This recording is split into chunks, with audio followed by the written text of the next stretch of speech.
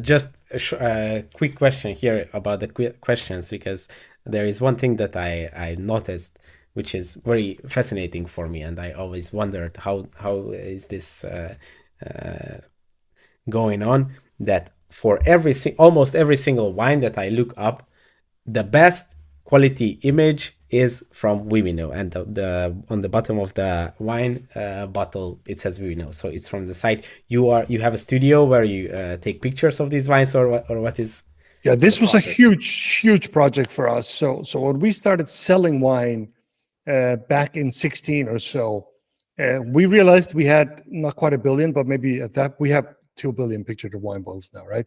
Mm. But we maybe had 500 million bottles, and we realized at that point that these pictures that we had, they were not good enough.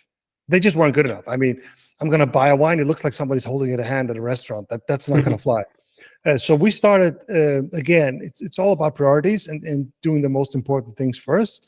So we looked at what are the most scanned wines in the world, and we started sourcing our own pictures.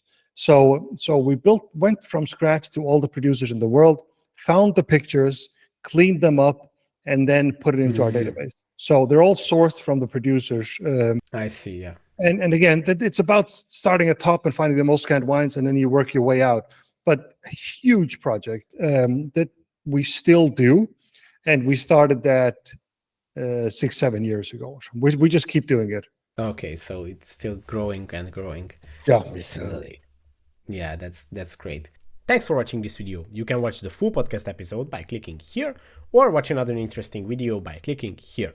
Let's continue the discussion in the comment section, and see you in the next one.